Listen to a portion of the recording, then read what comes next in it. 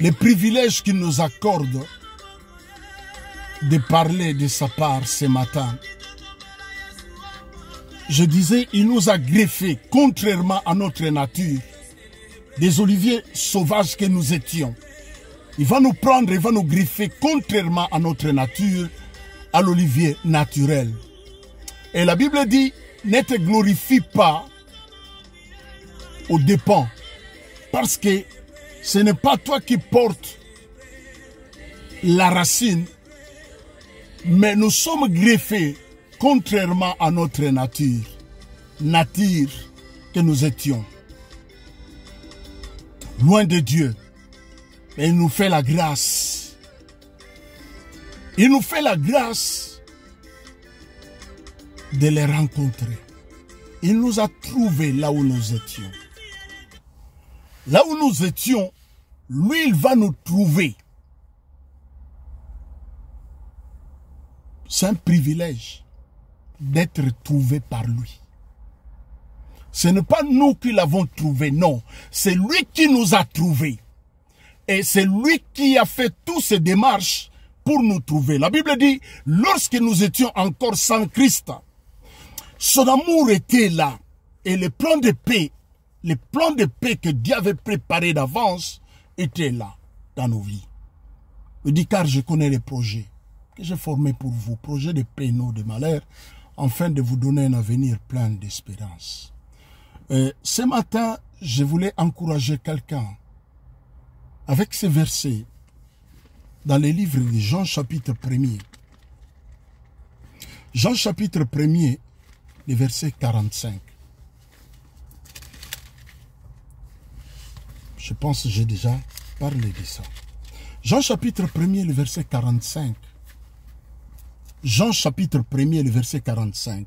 Écoutez ce que la Bible dit. Je lis au nom du Seigneur. Philippe rencontra Nathanaël et lui dit, nous avons trouvé celui de qui a écrit dans la loi et dont les prophètes ont parlé, Jésus de Nazareth, fils de Joseph. Dans d'autres versions, on dit, nous avons trouvé celui dont Moïse a parlé dans la loi.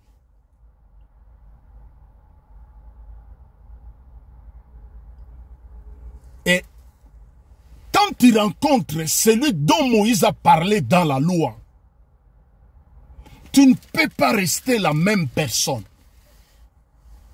Ça, c'est ce qui me choque aujourd'hui, de voir des milliers d'hommes et de femmes qui prétendent être des chrétiens. Mais en réalité, quand tu regardes leur vie, leur mode de vie, il n'y a rien de chrétien. Et quand vous regardez dans la parole de Dieu, Acte, nous allons voir, c'est pour la toute première fois à Antioche, les païens, ce n'est pas les chrétiens, les païens ont constaté quelque chose. Les païens ont regardé ceux qui se disaient disciples. Alors ils étaient différents d'eux. Il y avait une différence entre eux, les païens, et les disciples. Alors les païens se disent, on va les appeler chrétiens, parce qu'ils sont comme leur maître Christ. C'est les païens pour la toute première fois à Antioche que les païens ont déclaré les noms chrétiens. Ce n'est pas Christ, ni les apôtres, ni les prophètes qui ont prophétisé pour dire on va appeler tous qui vont suivre le Seigneur comme des chrétiens. Non, mais c'est des païens qui ont constaté quelque chose. Ils ont constaté, ils ont dit chrétiens. Et de nos jours, il est difficile que nous soyons la lettre écrite de Christ, que les hommes, quand ils nous regardent, ils voient Christ au travers de nous. Il est très difficile aujourd'hui de voir les chrétiens attirer ceux de dehors vers Christ. Non, ça devient très difficile. Ça devient très difficile. C'est comme si tu cherchais l'aiguille dans les sables. Non, ça devient difficile. Pourquoi? Parce que la plupart des hommes et des femmes qui viennent, qui prétendent, qui crient, la plupart d'entre eux, ils n'ont jamais fait la rencontre avec le Seigneur. Ils n'ont jamais fait la rencontre avec le Seigneur. Et quand vous regardez, quand vous suivez des témoignages sur YouTube, on a vu des princesses du Moyen-Orient. On a vu des princes du Moyen-Orient. On a entendu des témoignages. Lorsqu'ils ont rencontré celui dont Moïse a parlé dans la loi, ils abandonnent tout et suivent le Messie. Lorsqu'ils rencontrent celui dont Moïse a parlé, celui dont Moïse a parlé dans la loi, la personne ne reste pas la même. Avant comme après, non.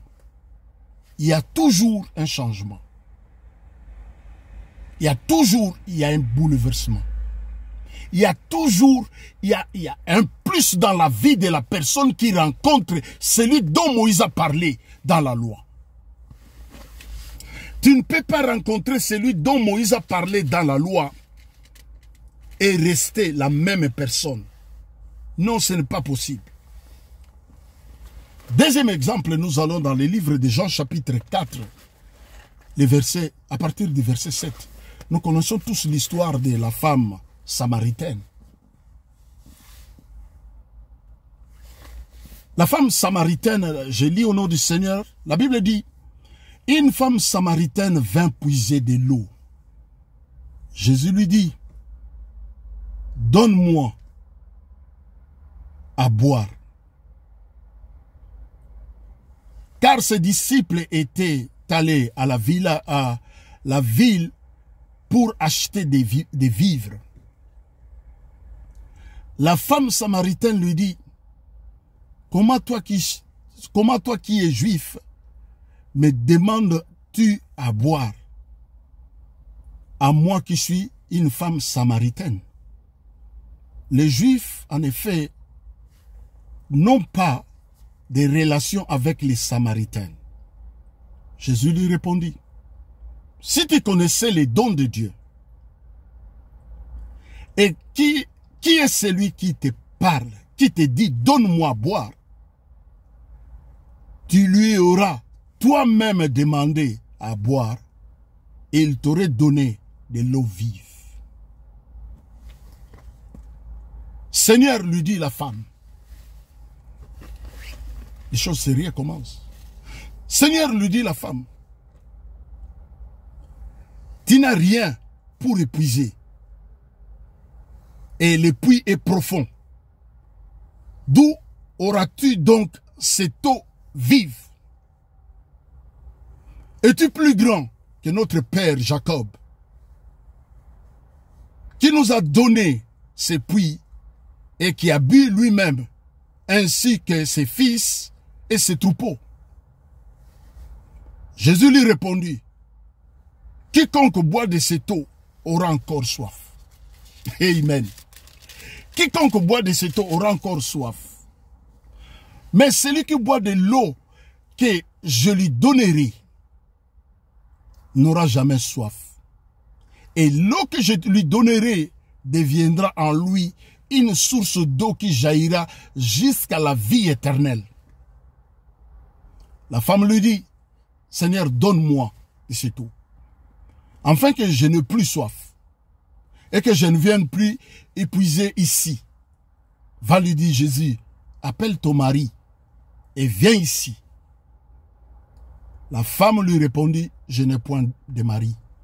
Jésus lui dit, tu as raison de dire que tu n'as point de mari, car tu en as eu 5. Et celui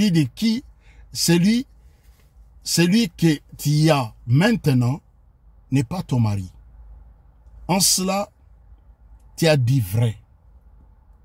Seigneur, lui dit la femme, je vois que tu es prophète. Nos pères ont adoré sur cette montagne.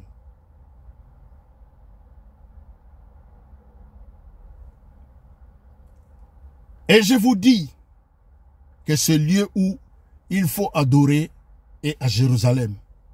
L'heure vient, c'est Christ qui parle, il dit l'heure vient où ça ne sera ni sur cette montagne, ni à Mangengenge, ni à Campus, ni à Badara, ni au Kanseta, derrière là-bas vers le champ de tir. Non.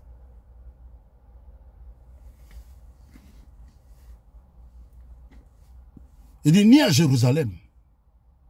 La femme lui dit, Christ dit, l'heure vient ni à Jérusalem que vous adorerez le Père. Vous adorez celui que vous ne connaissez pas. Alors, la partie qui nous intéresse, la femme court au village. La femme va dire aux villageois. La femme ayant tout laissé. Verset 28. Verset 29, il dit aux villageois, venez voir un homme qui m'a dit tout ce que j'ai fait.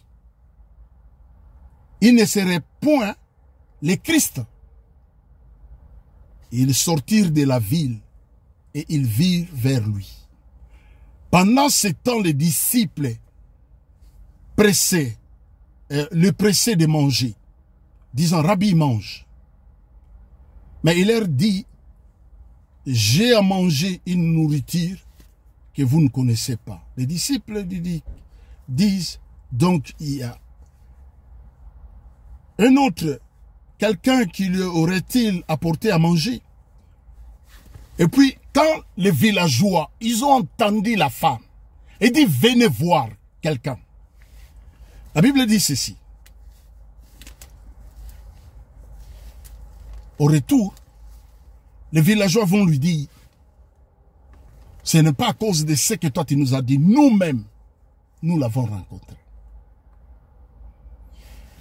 C'est ce que je disais, on ne rencontrait pas. Le Seigneur est resté la même personne. Avant la rencontre, après la rencontre, tu ne peux pas rester la même personne. Il faut qu'il y ait un changement. Le changement dans ta vie s'opère lorsque tu rencontres la personne de Jésus-Christ de Nazareth. Et quand on voit ce qui se passe de nos jours, on se pose beaucoup de questions. Pourquoi? On se pose beaucoup de questions parce que ceux qui prétendent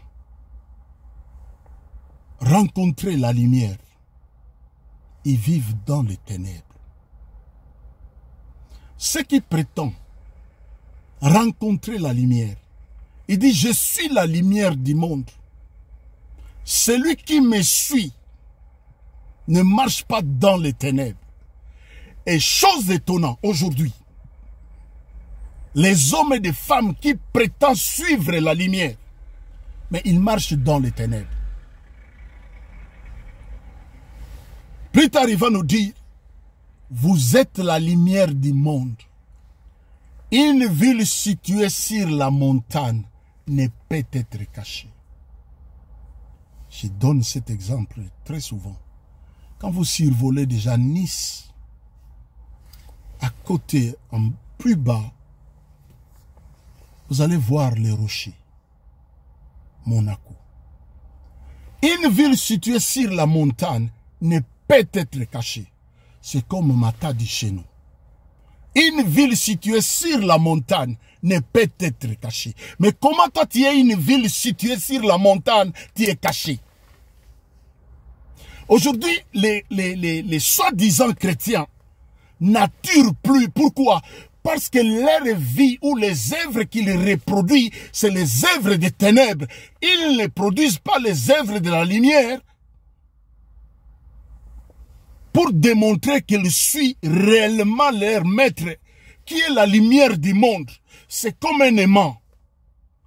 Quand tu prends un objet, métal, qui se colle à l'aimant, pendant un certain temps, l'objet devient émanant.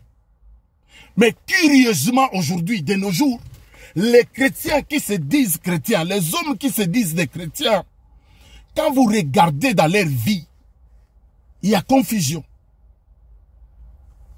Aujourd'hui, le monde, on le trouve dans l'église. Et l'église, c'est dehors. On ne comprend plus rien. Le monde, Sophonie a parlé, dans l'église, on ne comprend plus rien. Les hommes, normalement, si réellement dans nos pays, là où on vient, on dit 99% des hommes et des femmes, ce sont des chrétiens, nos pays sera ou seraient des paradis sur terre, là où il fait beau vivre. Mais aujourd'hui, même les poisons, c'est dans l'église. Dans la vie des hommes et des femmes qui prétendent rencontrer la lumière du monde. Vous savez, tu ne peux pas rencontrer celui dont Moïse a parlé. Et les prophètes ont prophétisé. Restez le même. Ce jour-là, à la croix, la lumière du monde est devenue ténèbres. La Bible dit, il a eu des ténèbres partout dans le monde entier. Pourquoi? Parce que la lumière qui était censée éclairer les hommes, la lumière a pris la place de Jean-Paul. La lumière a pris la place de Jean-Paul. Or, la Bible dit, l'âme qui péchera, c'est l'âme qui mourra. Lui n'a point connu le péché. 2 Corinthiens chapitre 5, le verset 21. La Bible dit, lui qui n'a point connu le péché, Dieu l'a fait devenir péché, afin que nous soyons en lui, justice de Dieu.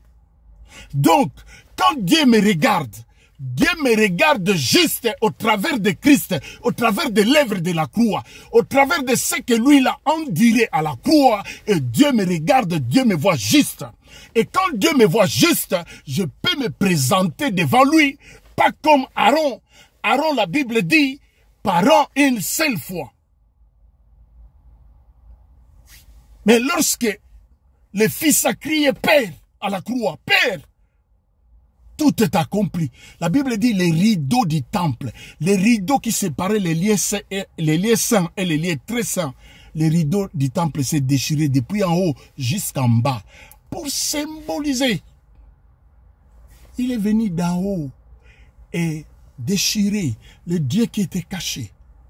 Il va sortir dehors. Pendant la loi, il dit à Moïse, ôte tes sandales, car le lieu que tu te tiens est saint. Dans la transfiguration, Moïse est là, Élie est là. Pierre ose même parler. Pierre dit, Seigneur, dressons trois tentes. Pierre ne meurt pas. On ne dit pas à Pierre, ôte tes sandales, car le lieu que tu te tiens est saint. La grâce, c'est là.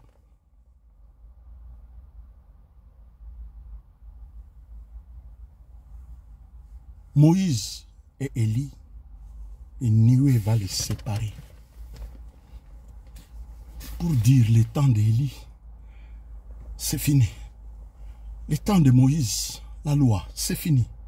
Maintenant, c'est le temps des fils. Et le ciel s'ouvre.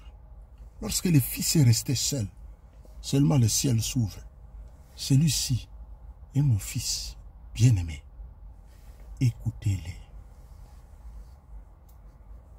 Que Dieu vous bénisse abondamment.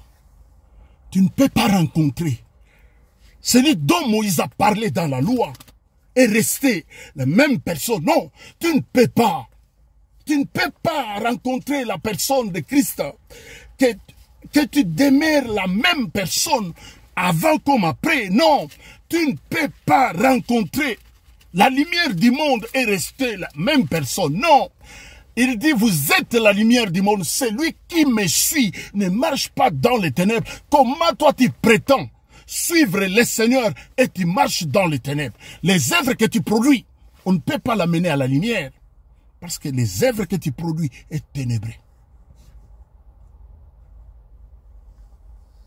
L'empoisonnement dans l'église, parmi les frères et sœurs.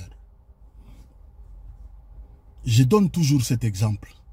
Chez nous, je n'ai jamais mangé le matembele, ce qu'on appelle matembele. Quand je me suis converti un jour, nous sommes allés visiter un frère. Il ne venait pas à l'église un temps. Nous sommes allés le rendre visite. Et sa femme avait préparé les matembele, les Thomson et du riz. Ils nous ont présenté. Et on m'a demandé de prier pour la famille et de prier pour la nourriture. C'est la première fois. Grand, conscient, je mange le matembele. Il y avait l'amour entre les frères. Il y avait l'amour entre nous. On pouvait rester pendant des heures ensemble. On pouvait rester ensemble des heures et des heures. Ensemble. Des heures et des heures.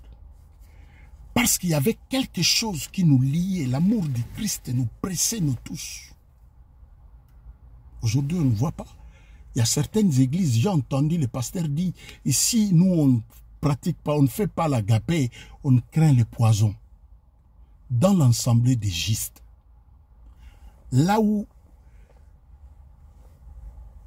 la lumière est là pour éclairer, on dit on ne peut pas parce qu'on craint le poison. Là où il a payé à la croix, la Bible dit le châtiment qui nous donne la paix est tombé sur lui. Et c'est par ces meurtrissures que nous avons la guérison. Et pendant les saints, pendant que les saints se réunissent, les saints ne peuvent pas se réunir parce qu'ils craignent les poisons. Donc, c'est une mutualité ou une musique. Ce n'est pas un ensemble de saints. Parce que l'ensemble des saints, c'est l'ensemble des hommes qu'il a appelé de vivre hors du monde. Il dit, il nous a appelé de vivre hors du monde. Vous êtes dans le monde, mais vous n'êtes pas du monde. Notre cité, c'est là-haut que nous attendons, dont lui-même, il est l'architecte. Et comment, dans l'ensemble des saints, comment est-ce possible dans l'ensemble des saints? Comment c'est possible dans l'ensemble des saints? Les saints ne peuvent pas se réunir pour faire l'agapé. Comment cela? Comment expliquer? C'est une mutualité. C'est l'ensemble des démons, comme la Bible dit. Il n'y a pas Christ. Romains chapitre 8. Le verset 28. Les Juifs, je lis au nom du Seigneur, ce n'est pas celui qui en est les dehors. Et la circoncision, ce n'est pas celle qui est visible dans la chair. Mais les Juifs, c'est celui qui est intérieurement. Et la circoncision, c'est celle du cœur. Selon l'esprit et non selon la lettre.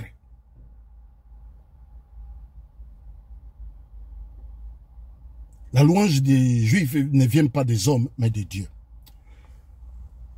La circoncision du cœur. 2 Corinthiens. Il dit, 2 Corinthiens chapitre 3. Vous allez comprendre qu'aujourd'hui, c'est très difficile. On ne peut pas comprendre. Personnellement, je ne peux pas comprendre quand j'entends dans les assemblées des saints. La Bible dit ceci.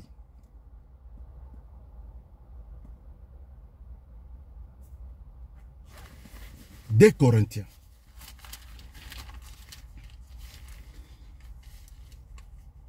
Chapitre 3, le verset 16. La Bible dit ceci. Je bénis le Seigneur. La Bible dit ceci.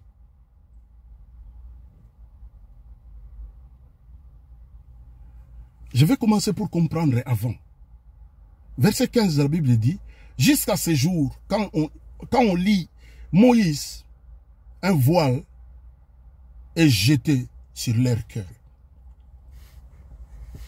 Il dit, ne circoncisez pas votre chair, mais votre cœur.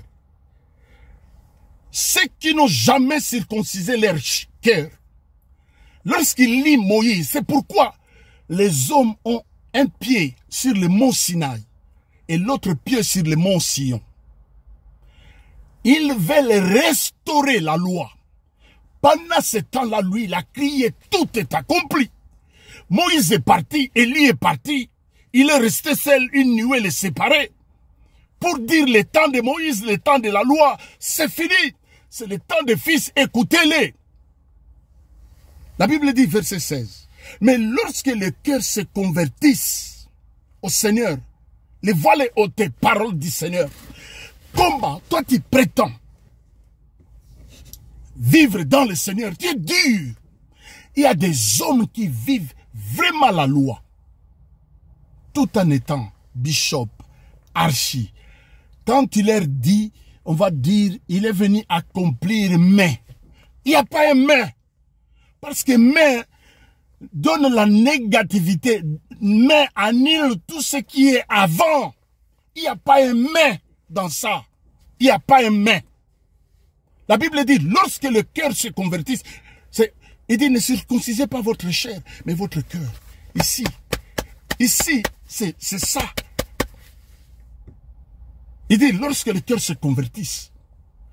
Lorsque le cœur se convertit, c'est pourquoi tu vas aller pour dire, nous avons rencontré celui dont Moïse a parlé. Et quand tu vas rencontrer celui dont Moïse a parlé, ta vie. Je bénis le Seigneur aujourd'hui. Je ne me tracasse pas. Je regarde par l'esprit. Tu peux crier, je regarde comme ça, je dis, c'est un danger public. Il y a beaucoup de dangers publics. Ce qui amène encore l'évangile de la prospérité masqué pour escroquer ou estorquer les hommes de l'argent. Donnez, donnez et Dieu va vous bénir. Il dit qu'il lui a donné les premiers pour recevoir de lui au retour. Qui lui a donné les premiers pour recevoir de lui au retour? La grâce de Dieu abonde dans vos vies. La puissance de Dieu abonde dans vos vies. Au nom de Jésus. Papa, nous libérons ta grâce, tes faveurs maintenant. La puissance, la gloire te reviennent. La majesté te revient. Je bénis mon frère. Père, ma prière. Je bénis des hommes et des femmes chrétiens dans des pays qui souffrent martyrs à cause de ton nom. Je libère ta grâce, tes faveurs dans leur vie. La protection qui vient de toi. Je bénis leur vie. Je libère tes faveurs. La puissance, la gloire te revient. Je bénis quiconque qui partage cette vidéo. Je libère ta grâce dans sa vie. Au nom de Jésus. Amen. Que Dieu vous bénisse abondamment. Nous sommes arrivés